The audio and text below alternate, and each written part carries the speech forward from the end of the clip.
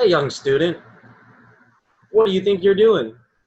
Sorry, I was up all night studying for the quiz. There's no time for the quiz. We have lecture to go to.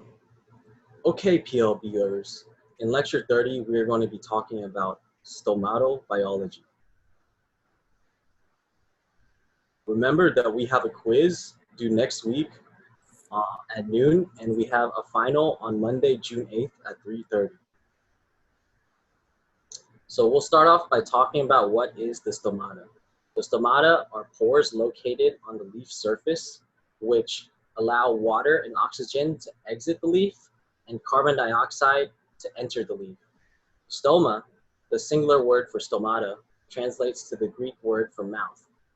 This is because the stoma has two lips called guard cells, and this regulates the influx and efflux of CO2 and water respectively.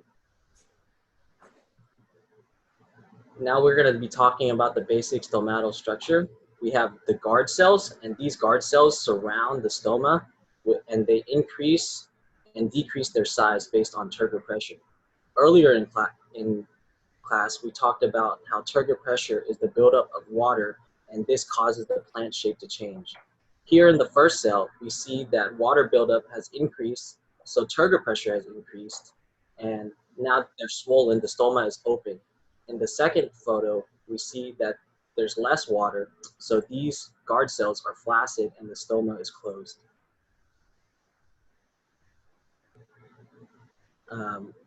So for the stomata, we talk about 5 types of cells in the epidural lineage. The first type of cell is the meristemoid mother cell, and this is the precursor to the meristemoids and the stomatal lineage ground cells. Our fourth cell are the mother guard cells, and this is the precursor to the guard cells, and it goes through a symmetric division to form these guard cells that we talked about earlier.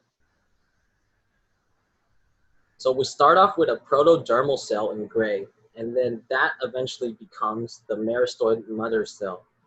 After the meristoid mother cell, it goes through an asymmetric division called entry division to form the meristemoid in red and the SLGC cell in white.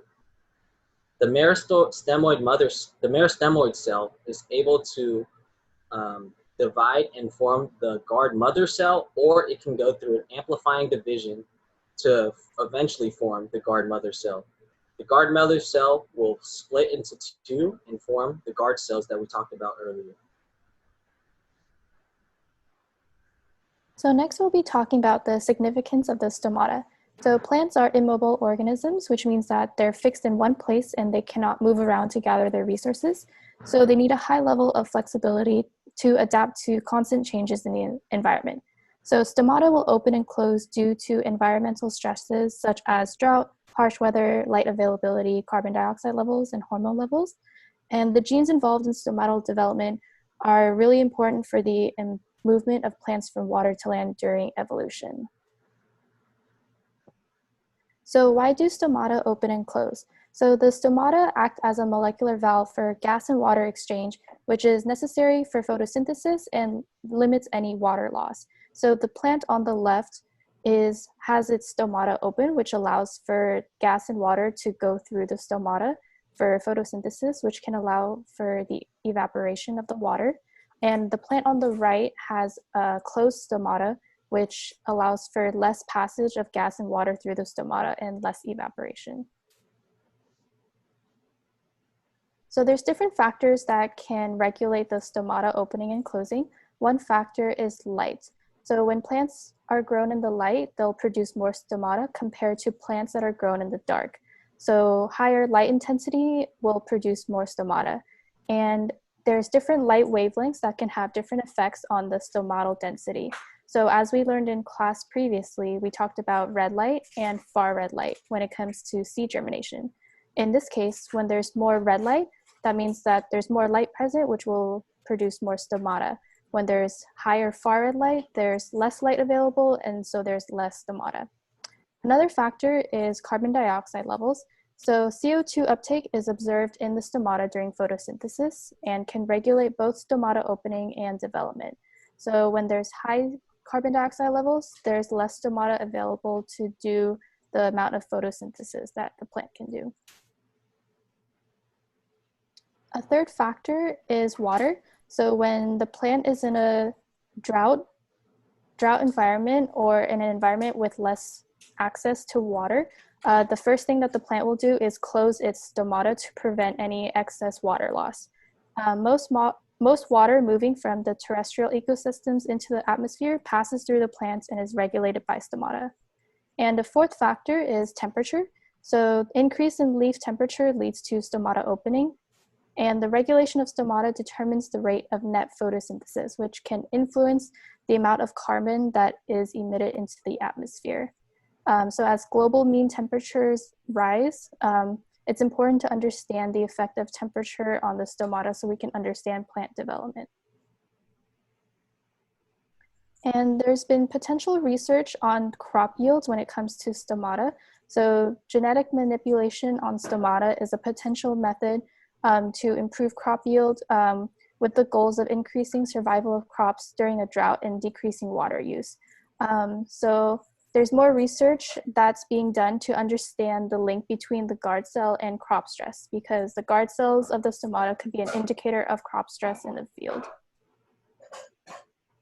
Changing the turgor pressure in guard cells changes the stomatal aperture size. In order for plants to open their stomata, they must increase turgor pressure, and to close, they must decrease turgor pressure. Previously in class, we mentioned that abscisic acid plays a role in stomatal closure. Along with ABA, calcium ions and jasmonic acid are positive regulators of stomatal closure. Auxin and cytokinins are positive regulators of stomatal opening, and depending on conditions, ethylene can act as either. We won't have time today to get into the complexities of how the networks of signaling pathways interact. Even just the signal transduction pathway for ABA is pretty complex. What we will go over is the basics of how stomata open and close mechanistically. In order for stomata to open, protons leave the guard cells through proton ATPases pumps. The pumps are induced by blue light and positively regulated by auxin. The protons leaving the cell hyperpolarize the plasma membrane and acidify the apoplast, both of which causes inward potassium rectifying channels to be activated. Potassium is taken into the cell through channels and transporters, which in turn creates an electrochemical force that drives counterions, chloride, malate, and nitrate, into the cell.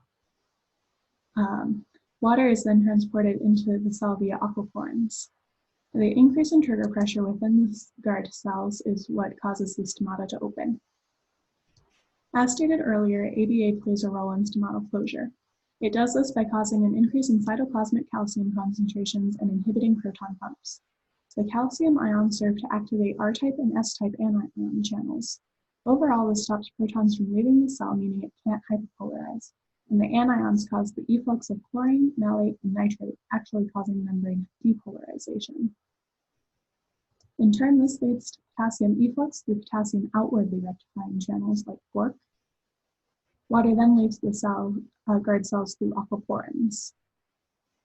So we're going to end lecture today with a question of the day. What we would like to know is, what are the ways plants regulate ABA levels so stomata only close when necessary, like in cases of drought, extreme weather, light changes, etc. All right. If you guys have any questions, we'll be sticking around after lecture. Have a good day.